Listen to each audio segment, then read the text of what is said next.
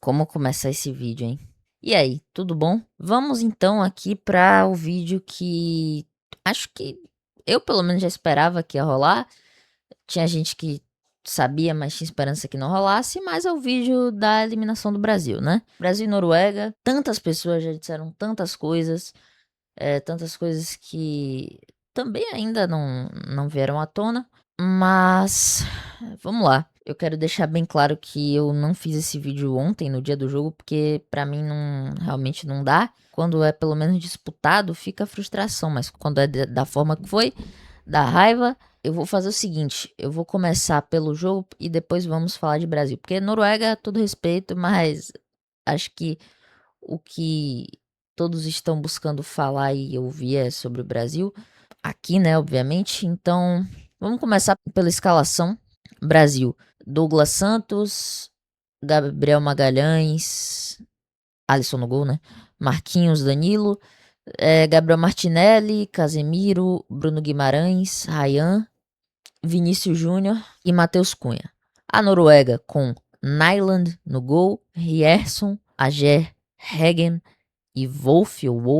Depois Odegaard, Berge e Berg. E por último Sorloth, Haaland e Nusa. O Brasil começou criando um pouco, mas é num ritmo abaixo, um pouco mais lento, né? Um pouco não, bem mais lento do que, enfim, se você olhasse outros jogos aí de outros adversários, o Brasil mais lento, mas comparado à Noruega, tentando cadenciar um pouco mais, eu tive essa impressão. Até que tudo desbalanceou, basicamente o que mudou o rumo do jogo. Negativo para o Brasil, positivo para a Noruega, mas que se convertido seria positivo para o Brasil, definitivamente foi o pênalti, né? Que mudou bastante.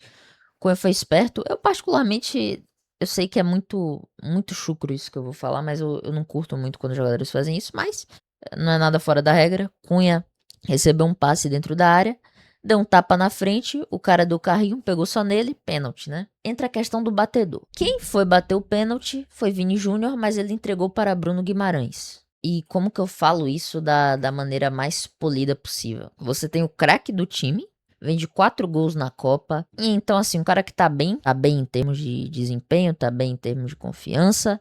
E você coloca para um volante que eu acho que aí é uma decisão errada de Ancelotti, porque aparentemente a decisão foi dele. Mas enfim, de qualquer forma, isso é bizarro. Ele bate muito mal, ele tenta fazer a corridinha de Neymar. E aqui entramos no aspecto técnico da coisa. Vocês lembram da Copa América de 2024? E guarda isso porque eu vou voltar a falar dessa Copa América aqui nesse vídeo. Dá a paradinha muito antes, né? Aquela paradinha, corridinha muito antes.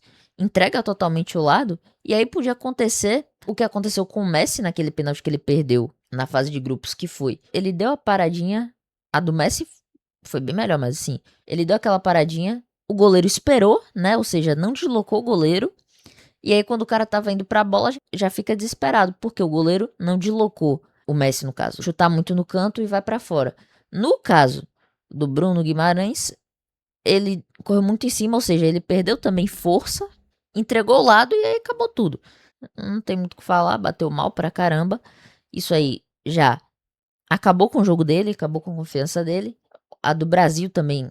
A Noruega passou a dominar mais o jogo depois disso, quer dizer, não que o Brasil estivesse dominante antes, mas assim, o Brasil ficou mais acuado. No momento do pênalti, eu acho que se converte o pênalti, você já tá ali com 1-0, né? Então, o jogo já ganha outro cenário, obviamente, né? Mister óbvio. Basicamente foi isso. E aí eu senti um jogo muito equilibrado. Destaque pro Douglas Santos. Acho que o melhor jogador do Brasil, quer dizer, um cara muito sólido, consistente, que nenhum outro jogador do Brasil mostrou ao longo desse período, que foi consistência e fazendo o dele. Martinelli, que entrou no lugar de Paquetá, também fez bem a função, quer dizer, eu tive a sensação de que em alguns momentos ele ficou meio avulso, mas em geral ele foi muito bem, em horas avançando mais e tal, eu gostei. Seguindo, o jogo foi mais ou menos isso. Até que, assim, começou. O lado lá do Danilo tava uma avenida, basicamente. Obviamente também, um lateral sem nível nenhum para a seleção. E muita gente falando que ele tá velho e tal. Na minha opinião, ele nunca teve nível de seleção. Deixando isso bem claro, eu sempre critiquei. Mas vamos chegar nisso depois. O Gabriel Magalhães, muita gente falou que ele marcou o Haaland mal totalmente. Eu tive a sensação de que não foi 100% do tempo.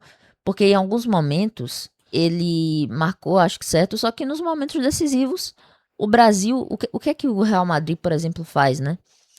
Marcação individual. Um cara como o Haaland que tromba, que se infiltra em espaços, que avança na bola, você marca, é marcação individual. Os caras simplesmente marcaram, num lance com o Haaland na área, marcavam a bola em alguns momentos. E daí tivemos o gol.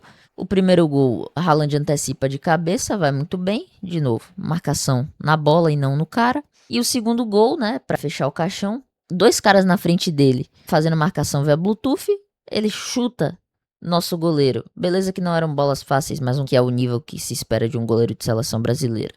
Deveria pelo menos tentar fazer alguma coisa. Alisson, obviamente, ele fez duas defesas importantes no jogo e nada mais. E Haaland fez 2 gols, beleza, mas destaque aqui, cara, pra Odegaard, velho. O Brasil não tem meio de campo, então Odegaard flutuou, brincou de jogar futebol. Ele foi buscar a bola no campo de defesa, caiu ali pela ponta. Cara, ele brincou de jogar futebol. Vocês querem ver as estatísticas aqui no SofaScore? O cara simplesmente fez 109 passes, com 93% de precisão, 101 passes corretos. E detalhe, desses 109, 72 foram no campo adversário, sendo 65 deles corretos, uma precisão de 90%. Orquestrou o jogo, certo? Tive a sensação, principalmente no segundo tempo, que o Brasil abdicou da posse de bola, simplesmente deixou a Noruega jogar como quisesse, abdicou de ter a bola, de tentar fazer lances mais agudos. E aí o time descambou mesmo com a entrada de Neymar, Endrick, mas também de Danilo Santos, eu acho. Porque quando ele tira Ryan, ele tirou o cara que estava sustentando de alguma forma o lado direito. Porque Danilo é uma avenida, um a menos. E aí Ryan ele ainda segurava um pouco ali do meio pra frente, né? Ryan tendo que se desdobrar em dois, óbvio que não vai desempenhar tão bem, principalmente ofensivamente. Tirou Ryan, acabou. Sei lá, não quero nem falar de tática, cara, sinceramente, porque o Vinícius Júnior, ele não fez um jogo que chamasse tanta atenção, né? Ele ainda teve ali alguns momentos, né, apesar de ficar disperso. Haaland, ele fez um jogo ok, mas foi decisivo. Como eu falei, não tô afim de falar de tática, porque temos problemas sintomáticos aqui da seleção brasileira. Tivemos méritos da Noruega, como que eu falei, souberam ficar com a bola. Um cara como o Odegaard, ele sabe orquestrar, sabe ficar com a bola, então você entrega a posse para um time que, por mais que não fosse tão bom, tem dois caras diferenciados, Odegaard e Haaland. E aí você entrega a bola justamente para um cara que vai orquestrar o jogo. E ele fez isso, ele buscou o jogo, acabou exausto porque correu o campo inteiro, teve liberdade, flutuou. Uma zaga fraca, cometeram 2 pênaltis, então dava pra... Assim, não era uma zaga impenetrável. A questão é que o Brasil não conseguia criar e não conseguia jogar contra a Noruega. Como eu falei, eu quero comentar mais sobre o Brasil, já disse os méritos da Noruega, não vou falar tanto taticamente, porque um jogo como esse é muito difícil se comentar de tática. Mas vamos lá. O pênalti perdido, como eu já disse, falta de ímpeto. Não sei quem assistiu pelo menos o primeiro tempo, enfim, algum momento do jogo do México, né? México e Inglaterra depois. Parecia outro esporte, os caras do México dando a vida. Tecnicamente é inferior, né? Assim, jogadores menos... Assim, você não tinha um Bellingham, você não tinha um Kane. Mas os caras dando a vida em campo. Ah, mas o fator casa. Beleza, o fator casa, mas o estádio lotado de brasileiro e não importa, irmão, é Copa do Mundo. Parecia que tava jogando amistoso em alguns momentos. Tentando bola aérea contra os postes noruegueses. Matheus Cunha. Beleza que Ryan é até alto, mas Matheus Cunha, Casemiro, vão ganhar na bola aérea daqueles postes da Noruega? Tá jogando chuveirinho na área pra quê, sabe? Não faz sentido. Pra vocês terem uma noção, a Noruega teve 66% de posse de bola. O Brasil teve 34%. E outra coisa, a Noruega teve 681 passes trocados. 681 passes contra 331 do Brasil. Odegaard sozinho teve praticamente 1/3 dos passes que o Brasil trocou. Tanto que, duelos aéreos, dos 15, 11 vencidos pela Noruega, obviamente. E aí o Brasil, de 16 cruzamentos, só um serviu pra alguma coisa. Alisson também com a reposição de bola podre, chutando assim, sei lá, pra Vini Júnior disputar a bola aérea com um daqueles zagueiros ali. Bizarro. E agora eu acho que dois pontos aqui fundamentais. Danilo e Casemiro. Danilo tem 34 anos. Ele foi convocado para a seleção brasileira na Copa de 2018. na Copa de 2022 e nessa Copa agora. 17 e 18 e 18 e 19, nas temporadas, né? Ele tava no City. Temporada 21, 22 e 22, 23 ele tava na Juventus e agora ele tá no Flamengo. Em momento algum, esse cara demonstrou nível pra seleção brasileira. Desde 2018 eu fui contra, mas ele tá jogando bem. Eu era contra a convocação dele. 22 também. E o que é que ele fez pra tá nessa de agora? Foi uma avenida. De 5 desarmes, ele ganhou 2. Fez uma interceptação, 4 cortes, um chute defendido. De 7 duelos pelo chão ele ganhou 5. E de duelos pelo alto, de 2 ele ganhou 1. E erros que levaram à finalização, ele cometeu 1. Foi driblado uma vez. Em termos de passe, de 39 passes ele acertou 32. E de bola longa, das 4 ele acertou 1. Sem comentários, é um jogador sem nível de seleção. O pessoal do Flamengo já reclama dele. Então eu não consigo entender a convocação desse cara.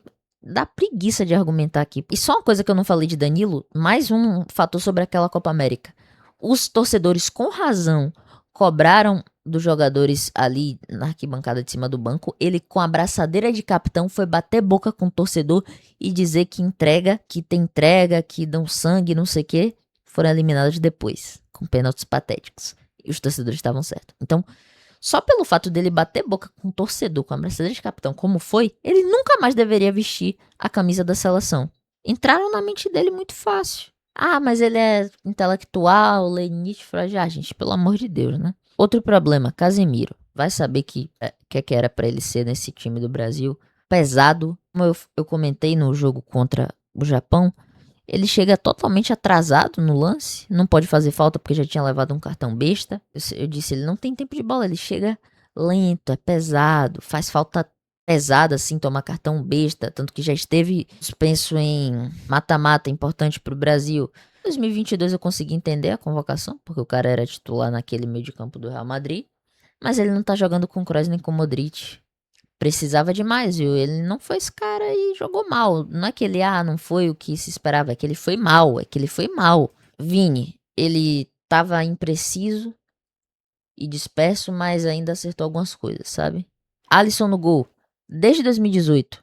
Mas o cara é titular do Liverpool. Beleza, ele fez alguns jogos muito bons, por exemplo, do ano passado, enfim, teve um contra o PSG aí, o do primeiro título do PSG, né, da Champions.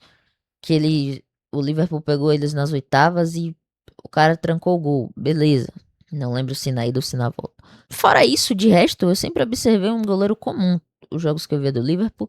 E na seleção ele aparentava ser um goleiro bem mediano. Tem goleiros no Brasil melhores. Do Brasil e no Brasil também. E assim, a atuação ok. Fez 2 defesas boas. De resto, nada fez nessa Copa. Uma outra defesa nos outros jogos todos. E assim, muito pouco testado nas outras seleções a bola do adversário. Chegava pouco ao gol do Brasil e quando chegava, e não era uma defesa ridiculamente fácil, era gol. Bélgica e Croácia que eu digo. E é isso. Então esse cara tá aí até hoje fazendo hora extra. Na minha opinião, não devia nem ser convocado. Tinha goleiros melhores na época, mas ok. Martinelli no lugar de Paquetá, como eu falei, ele, apesar de estar meio estranho em alguns momentos, ele fez uma boa partida, cara. Até gostei do jogo, ele buscou jogadas importantes. Agora sobre as substituições. Aos 56 minutos, saiu Matheus Cunha, entrou Endrick. 67, saiu Ryan, entrou Danilo Santos. Também aos 67, saiu Gabriel Martinelli, entrou Neymar. Que eu não comentei lá na parte do jogo do pênalti, porque isso aí é uma coisa à parte, o jogo tava terminado. Calma lá. E aos 79 saiu Bruno Guimarães e entrou Ederson. Pra mim começa errado. Ele colocou Endrick. Como eu comentei lá no primeiro vídeo, pedir Endrick excessivamente podia ser um erro também. Mas ia mal. Decidiu a Copa com 18 anos. A Eurocopa com 18 anos. Mbappé, a Copa do Mundo com 18 anos. Beleza. Mas Endrick não é Mbappé nem ia mal, galera. Desculpa informar. O que é que aconteceu? Perdeu o gol feito. Jogadores mais ou menos do Brasileirão, centroavantes mais ou menos, fariam esse gol, tá? A substituição seguinte, ele tirou Ryan, que de novo estava sendo importante defensivamente, tanto na pressão lá em cima quanto na defesa. Colocou Danilo Santos. Já começa errado, porque Danilo Santos, ele entrou muito mal. O cara entrou perdido. Endrick também entrou perdido. Mas Danilo Santos, assim, fora de órbita. E pra mim, era pra ter tirado Bruno Guimarães. O cara perdeu o pênalti, o cara tava completamente murcho. Tava jogando nada e claramente psicologicamente afetado. tirou Martinelli, que fazia um bom jogo, pra colocar Neymar. E aqui que eu não entendi absolutamente nada, porque Neymar dava pena, Neymar em campo. De verdade mesmo, dava pena. Tentava rabiscar ali, o corpo não acompanha mais a mente. Perdido assim, correndo atrás da bola, fora de órbita, assim, cara. Os noruegueses passavam como uma locomotiva e ele correndo assim, tentando se achar bizarro. Bizarro. Enfim, não sei que Martinelli tenha pedido pra sair. Não sei por que Ancelotti, se pra Neymar tirar um coelho da cartola, sei lá, vai entender. Tirar Bruno Guimarães pra depois entrar Everton, Ederson, sei lá quem é esse cara. Deixa eu ver esse cidadão aqui. Esse cidadão joga na Atalanta. Também esse cara entrou totalmente perdido também, cara. Não entrou em momento algum da Copa. Viajando. O Brasil teve chances escassas, tá? Tipo, não foram muitas chances, o pessoal dizendo. Não foram muitas chances. De novo, com estatísticas aqui pra vocês. 14 finalizações, mas sendo 5 grandes chances.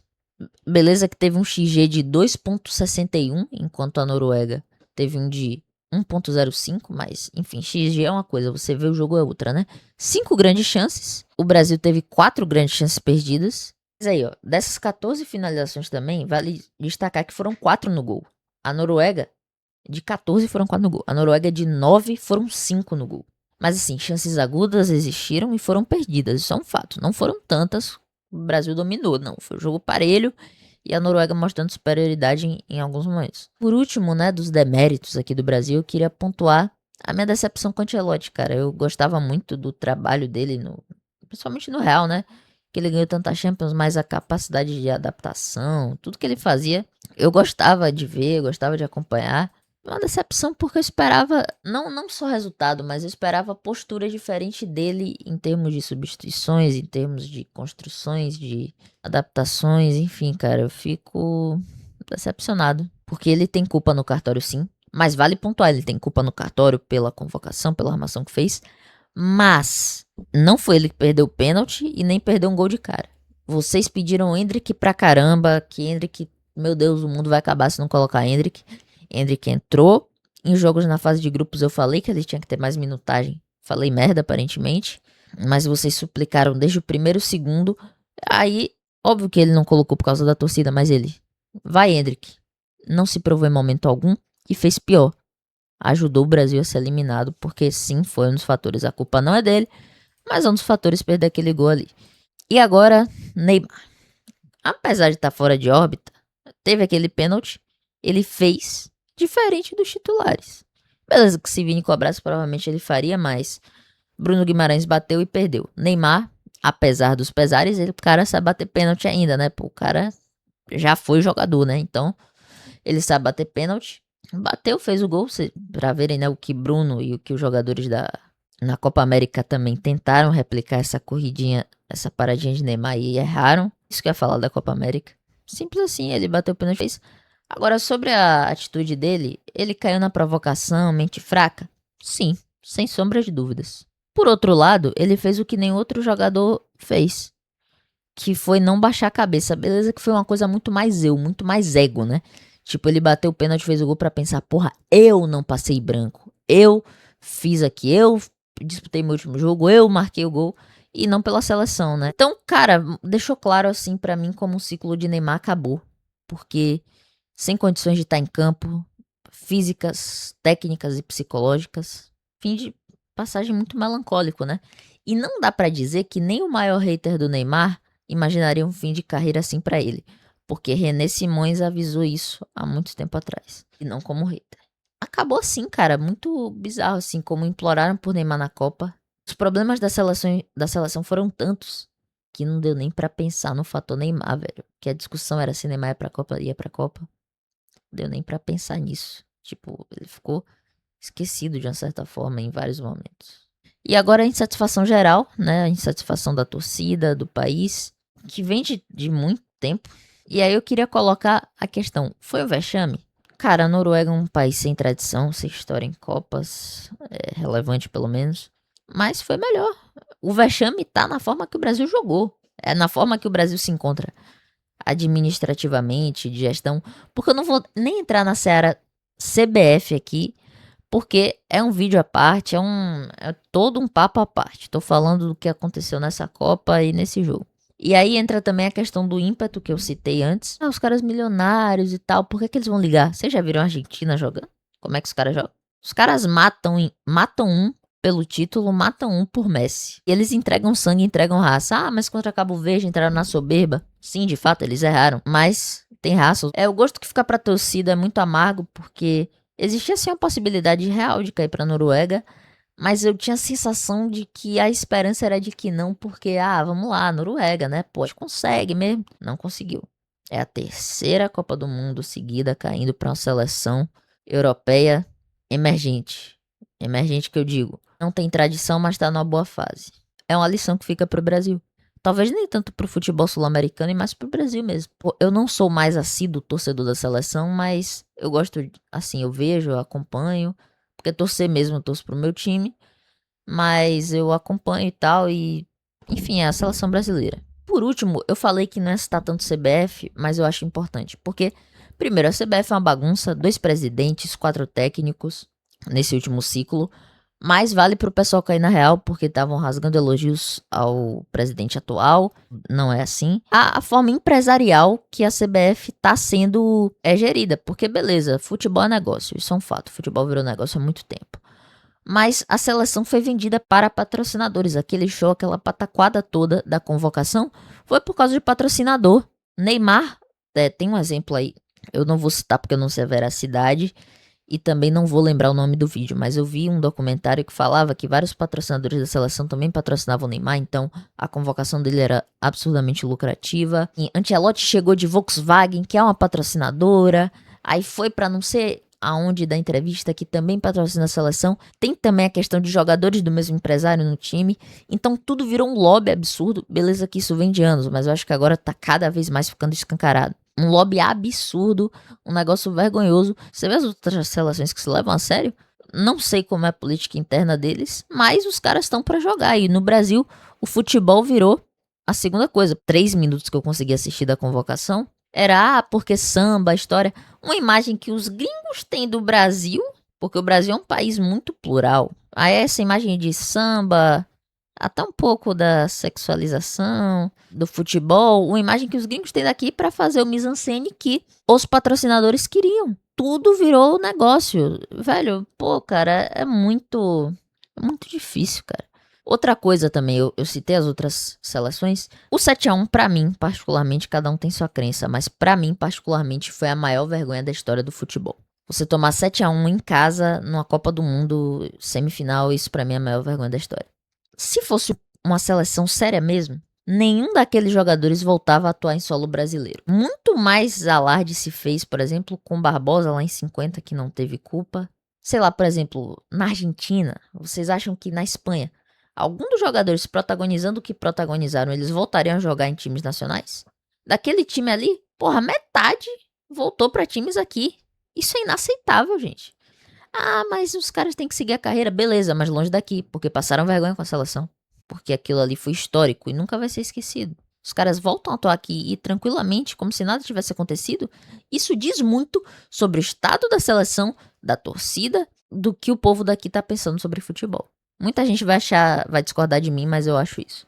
Então é isso, esse foi o vídeo. Eu fui muito mais sobre o Brasil, porque, vamos ser sinceros, é o debate que tá em voga, é o que tá todo mundo comentando. Tentei falar um pouco sobre o jogo, sobre cada ponto ali que eu achei. Não comentei tanto taticamente, mas falei muito sobre os jogadores, porque há muito a tentativa de crucificar, mas a gente viu aqui como é uma cadeia de eventos que se amarra. Então a culpa não é do Bruno Guimarães, não é do Endrick, não é do Ancelotti.